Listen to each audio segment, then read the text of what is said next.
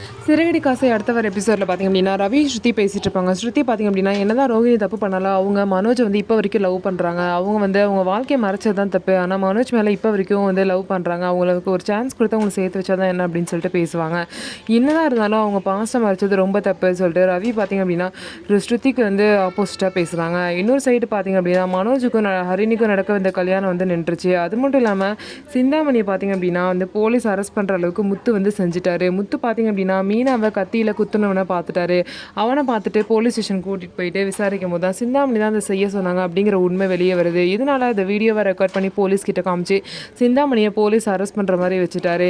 அது மட்டும் இல்லாமல் இதனால் சிந்தாமணி இவங்களை பழி வாங்கணும் அப்படின்னு சொல்லிட்டு அந்த ஃபினான்ஸ்க்கு விடுற அந்த பர்சனோட சேர்ந்துக்கிட்டு பார்த்திங்க அப்படின்னா விஜயா வீட்டுக்கு கிளம்பி வராங்க. கிளம்பி வந்து பணம் எங்கன்னு சொல்லிட்டு கேட்கும்போது என்ன பணம் அதான் நாங்கள் கரெக்டாக கட்டிகிட்டு இருக்கோம்ல அப்படின்னு சொல்கிறாங்க.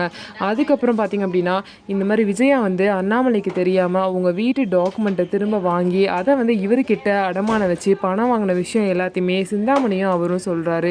இதெல்லாம் கேட்ட அண்ணாமலை பார்த்திங்க அப்படின்னா ரொம்பவே ஷாக் ஆகிட்டாரு. என்னோட சைன் இல்லாமல் எப்படி வந்து வைக்க முடியும் பத்திரத்தை அப்படின்னு கேட்கும்போது அதெல்லாம் நீங்கள் உங்கள் ஒய்ஃப்ட்ட தான் கேட்கணும், அவங்க தான் வந்து எல்லாத்தையும் ரெடி பண்ணி என்கிட்ட அடமானம் வச்சாங்கன்னு சொல்லிட்டு சொல்கிறாங்க. இதை கேட்ட அண்ணாமலை ரொம்பவே ஷாக் ஆகிட்டாங்க.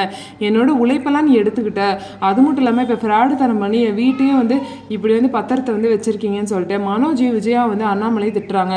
இதுக்கப்புறம் என்ன முடிவெடுக்க போகிறாரு அண்ணாமலை வீட்டு விஷயத்தில் அப்படின்னு சொல்லிட்டு வெயிட் பண்ணி பார்க்கலாம். நம்ம வீடியோ உங்களுக்கு பிடிச்சிருந்தா நம்ம வீடியோவை லைக் பண்ணிட்டு பாருங்கள்.